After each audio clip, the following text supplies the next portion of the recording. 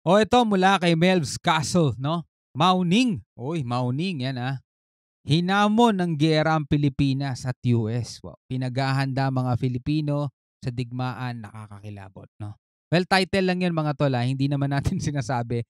Title lang yan ni Melvs Castle, pero syempre iba yung magiging title ko dito sa video reaction natin kasi reaction video to mga tol. Panoorin natin kung ano yung laman. Bibigyan natin ng commentary, reaction, criticism at kung ano-ano pa. Samahan lang ninyo ako mga tol. Huwag niyong kalimutan mag-subscribe kay Melvs Castle. At kung bago ka pa lamang dito at gusto mo yung mga ganitong balita at commentary, reaction sa mga balita na may kinalaman sa ating exclusive economic zone, West Philippine Sea at iba pang mga soberanya natin, syempre huwag mong kalimutan mag-subscribe. Click mo na rin ang notification bell para ma-notify ka pag may mga ganito tayong reaction video. Huwag na natin patagalin pa, panoorin na natin to mga tol. Alam nyo ba bakit sobrang nagiging agresibo ng China? Sobrang napipikon na kasi sila kay Defense Secretary Gibo Teodoro. Si Defense Secretary Gibo Teodoro, pikon na rin sa kanila mga tol eh. Lahat ng Pilipino, pikon na rin sa kanila mga tol eh.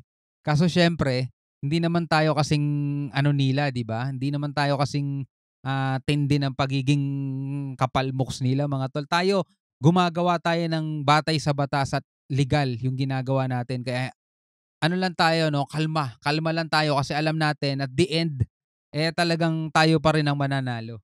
Si Defense Secretary kasi ang utak ng lahat ng pagmamatigas ng ating bansa.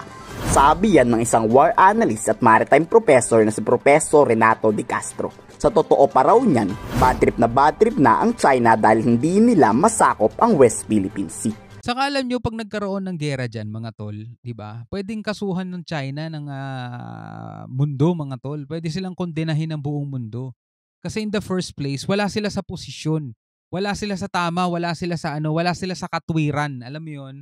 Kasi unang-una, batay nga sa UNCLOS, sa international law, tapos meron pang hatol ng Permanent Court of Arbitration na talagang pinapawalang bisa yung kanilang claim dyan. Kaya kung makikipaggera sila dyan dahil doon sa kanilang imaginary lines, na yung 10-dash line nila, diba? Uusigin sila ng buong mundo mga tol kasi talagang gumawa sila ng kaguluhan para sa kanilang pansariling interes na walang batayan, diba? Kaya isa rin yan sa mga pipigil sa kanila at isa rin yan talaga sa kukontra sa kanila kung bakit hindi sila magiging ano dyan, hindi nila ipupush yung gera dyan. Sa sobrang pagkainis ng mga incheck, nagiging sobrang agresibo na ng pag-uugali at nag-aasal hayop na kung umasta. To the point na posibleng umabot sa gera ang pagkagigil ng mga incheck. Kasi napikunan sila, hindi nila mapigil eh. Talagang pinapakita na natin na determinado tayo. So talagang kumbaga ginagamit na nila yung escalation ladder. Talagang pinapatasan nila. Talagang nananakit na sila na may mga damages na nangyayari. Nagtatapang-tapangan nga ang mga Chinese. Pero problemado yan sa pagsuporta ng US sa Pilipinas. Pagbabanta pa ng Chinese spokesperson Mao Ning, hindi raw sila natatakot sa presensya ng US sa Pilipinas. Siyempre, alam nga na sabihin nila natatakot sila. Magtatapang-tapangan pa yan, mga tol. Diba? Ganun ang ano nila, behavior nila, ganun ang attitude nila. Diba? Kaya ang hilig nila mag-muscle flexing, diba? Hilig sila sa ganun, paparada nila buong puwersa nila. Akala mo talaga sila pinakamalakas Na talagang kailangan talaga nilang madagukan lang no? Wala rin daw silang kakatakutan ng Mutual Defense Treaty dahil handa raw silang lumaban sa Estados Unidos. Ang tatapang, di ba? Pero ba't natatakot sila na baka tumulong ang US sa Pilipinas pag nagkagulo? Hindi ba nila kaya? Who is the troublemaker making provocation behind the incident? Di sila. Sila yun ang gugulo Who breaks international law and endangers the peace and stability in the South China Sea? Di sila rin. Who breaks international law and endangers the peace and stability in the South China Sea? O sino lumalabag sa international law? Sila, di ba? O sino nag-endanger at nagpapawala ng kapayapaan? O di ba sila? Kasi sila yung water cannon, sila yung nangaharang, sila yung babangga. Kaninong exclusive economic zone yun, sabi ng international law? Diba sa Pilipinas? Ewan ko rito, eng dito. Eng din tong babaeng to. The fact and the truth is crystal clear. The fact and the truth is crystal clear. Malinaw naman talaga. 'Di ba? At lahat, pati international media, international community, alam na alam kung ano ang ginagawa nitong bansang 'to. Kaso bulag-bulagan sila, hindi nila nakikita eh.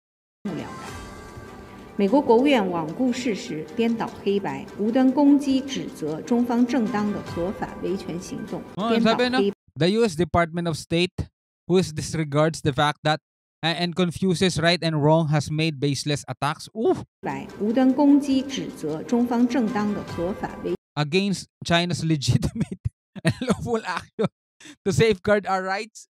Oh, kitang-kita mo nga naman talaga eh, no? Mga delusional eh, no? Oh, alam na alam nyo mga tol. Diba kitang-kita nyo naman talaga eh. Kung sino yung nasa tamang kaisipan eh. 权行动，动辄以履行美菲共同防御条约 It has arbitrarily threatened China by resorting to the US-Philippines Mutual Defense Treaty to embolden the Philippines. 1951 pa yung Mutual Defense Treaty na yun. Buti nga hindi ginagamit ng Pilipinas eh. Kung hindi, matagal nang pinatikim sila ng ano nila. Tuloy natin. 来威胁中方，对菲律宾的侵权挑衅行径站台背书撑腰打气，中方坚决反对。 Ay nako, Mauni. Paulit-ulit niyang sasabihin ng Department of National Defense, hindi kami tuta ng mga Amerikano. Sadyang naging matalino lang si PBBM na naghanap ng tropa. Sino ba namang Hindi, saka Mutual Defense Treaty, di ba, August pa yun, 1951. Hindi pa naman si PBBM presidente nun eh. Ano pa yun eh, Elpidio Quirino pa yun mga tol eh. Di ba? 1951, Elpidio Quirino pa yun. Di ba? So, talagang matagal na, no? Yung Mutual Defense Treaty na yan mga tol. Wala pa sa posisyon si PBB. Batang-bata pa si PBBM nun mga tol. Baka hindi pa pinapanganak eh. O kung pinanganak na, hindi ko alam kung ilang taon na siya nun. Hindi ko na alam kasi kung ilang taon siya ngayon eh. kasi ang walang utak na makikipaggera sa malakas na bansang China, dilugi na agad ang ating bansa. Siyempre maghahanap si PBBM ng tropa na handang lumaban para sa amin. Umiiyak kasi si Mao Ning. Muling sinabi na utos-utusan lang ang mga Pilipino ng mga Amerikano. 中方奉劝美方不要将菲律宾作为棋子。 Ano, 'di ba? Ito nakaka-insulto to mga tol. Ano? China urges the US to refrain from using the Philippines as a pawn to destabilize the South China Sea.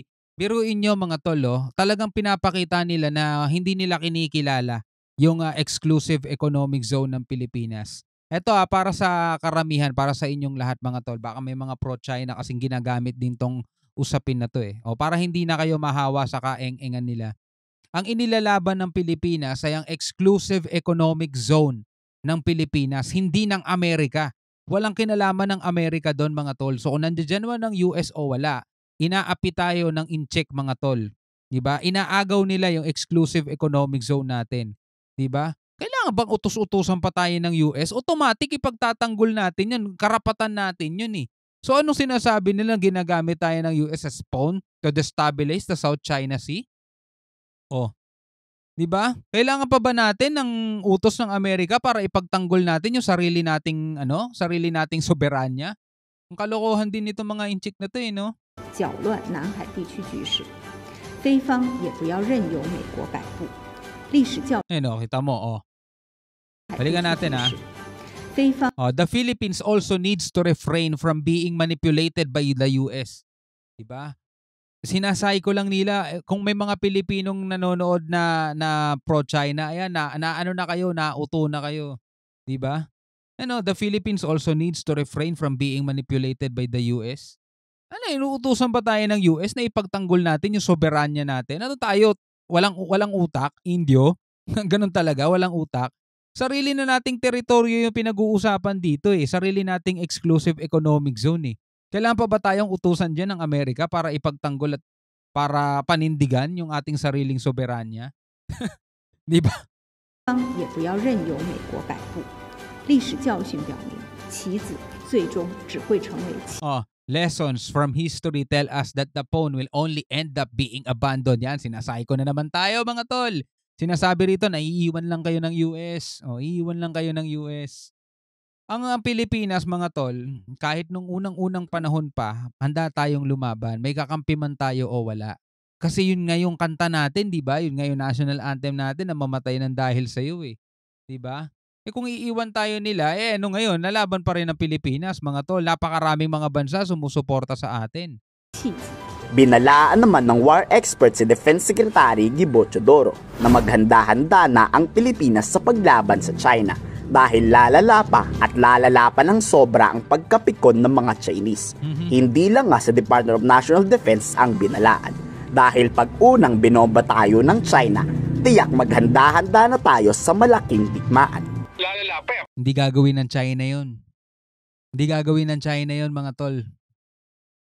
May utak din yan kahit papano. Kahit ganyan sila kaganid, may utak yan. Hindi sila magsisimula ng gulong. Pagsisisihan din nila. Pag gumamit na talaga sila ng dahas. At posible yan kasi yung Chinese Coast Guard, unang-una yung capability nila, no? Yung mga ginagamit yung Chinese Coast Guard, tatandaan natin yung kasaysayan niya, no? Ang goal talaga ng Chinese Coast Guard, hindi talaga yung constabulary of the sea. Ang goal talaga ng Chinese Coast Guard, well, itutuloy pa rin natin. Hindi naman tayo pwede gumamit ng dahas. Talaga antayin natin silang gagamit ng dahas. At kung gumamit man sila ng dahas, talagang, well, let's prepare for the worst, no? Let's hope, man. Sinabi nila there's already consultation going on, which is actually the Mutual Defense Treaty being already put into motion. Kung ako nga sa So yung Coast Guard nila, mga tol, ang goal talaga nun manako. Pero yung mantitira sila ng rocket, hindi nila gagawin yun. Alam nila ang sasapitin nila, eh. inyo, ihahanda ko na ang sarili ko sa posibilidad ng kaguluhan. Lalong-lalo na tayong mga kalalakihan. Dahil pag nangyari ang pagsabog ng malaking gulo, tiyak isa tayo sa tutulong para ipaglaban ng ating bayan na protektahan ito. Kayo, handa ba kayong ibuwis ang inyong buhay para sa Pilipinas? Oo. Ikomento sa baba ang inyong saloobin. Yan, no? Pwede ka magkomento. Pwede ka magbigay ng iyong saloobin. Pwede mong sabihin kung ano ang masasabi mo, kung ano yung laman ng iyong isip at laman ng iyong opinion. Alright, mga kapatid, maraming salamat sa inyong patuloy na suporta at panonood hanggang sa muli. Ako nga pala si Shobal D. Peace out.